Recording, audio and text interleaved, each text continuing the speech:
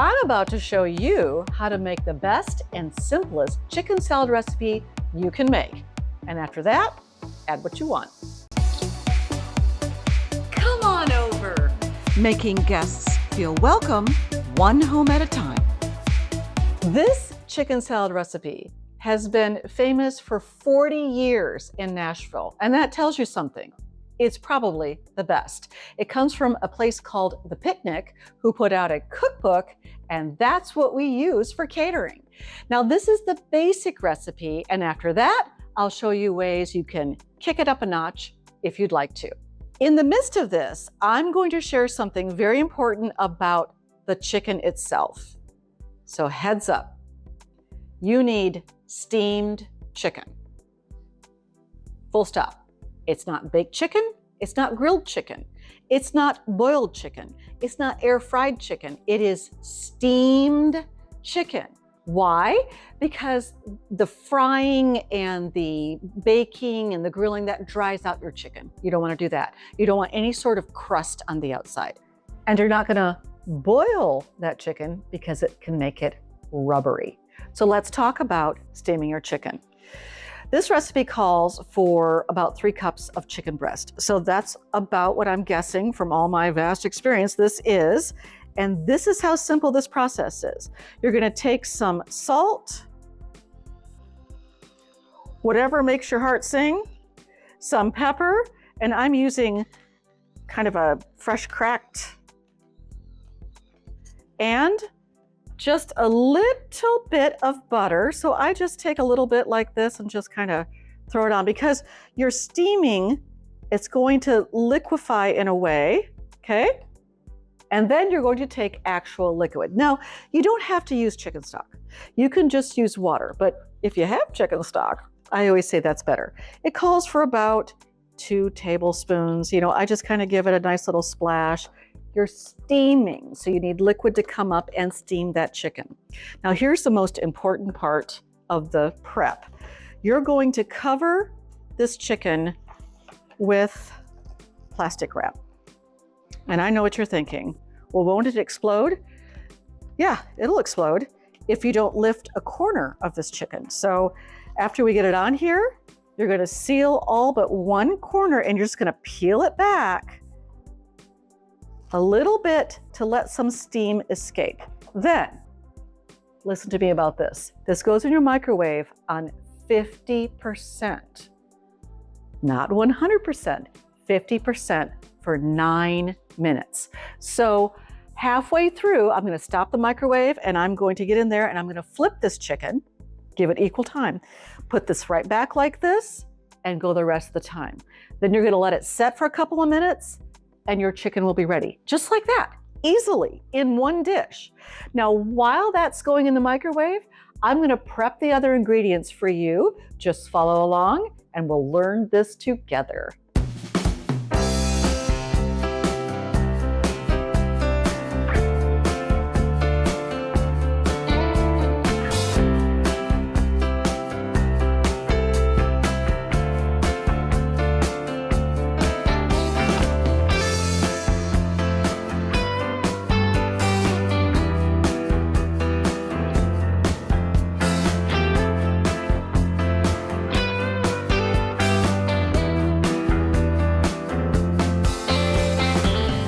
All right, our chicken has steamed, and I let it rest for a little more than 2 minutes to just let it keep cooking, keep working.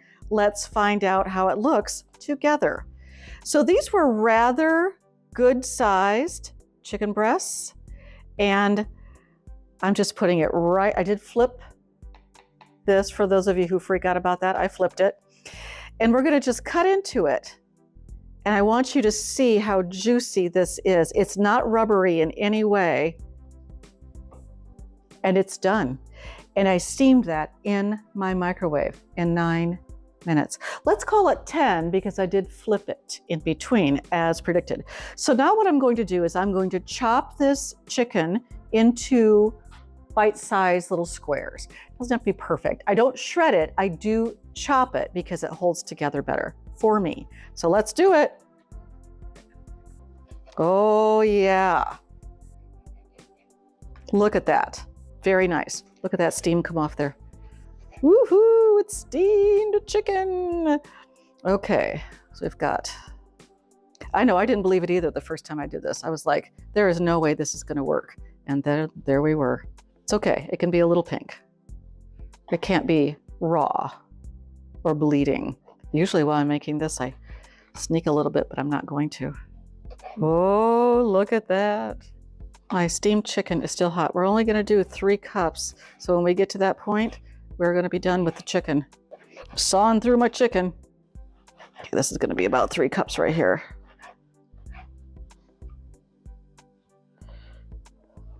Time to assemble.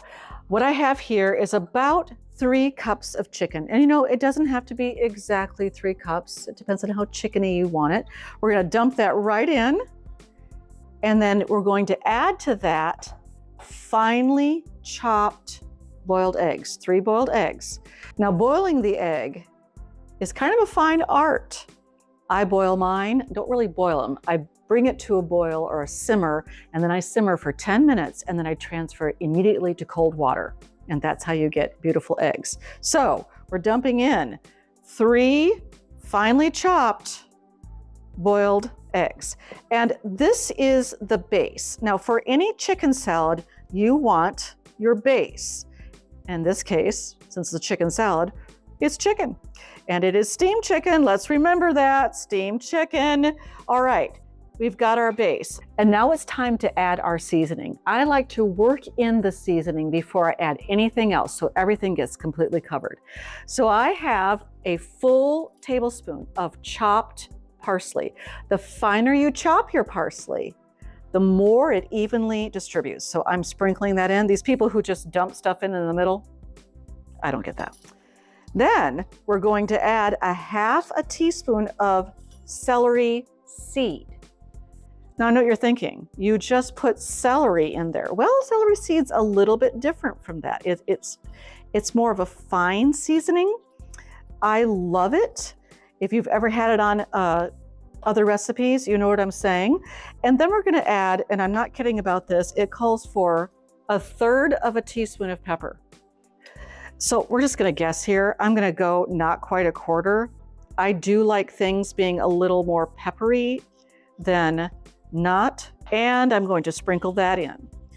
Now you can add salt and pepper to this. Now, what I like to do is get it all mixed together and then do a taste test and see if it does actually need more salt and more, in this instance, cracked pepper. Now we're gonna give it a stir. I like to get all of that spice worked in.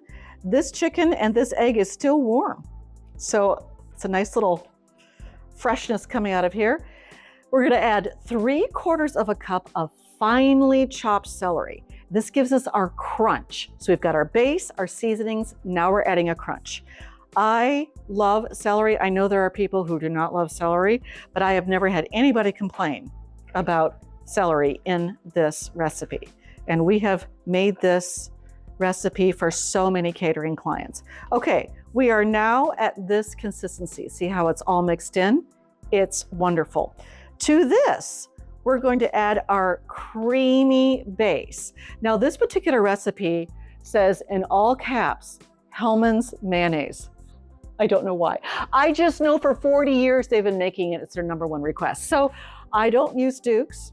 I don't use Kraft. I don't use store brand. I actually get Hellmann's. I figure they know what they're talking about, right? So let's get ourselves a cup of mayonnaise. Now I don't get like super picky about does it have to be exact. I think when you're putting something together like this, where you have many moving parts, you have many ingredients, if you don't have exactly the amount that it calls for, but you're close enough, or let's say you'd like your chicken salad to be a little creamier, you do you, boo. I don't care. I try to do as close as I can make it. When we cater, we do try to make it right at what it calls for. See, that's a cup. It's not a perfect cup. It doesn't matter. It'll be fine. That's what I always say to people. Just use what you have. It'll be fine. All right.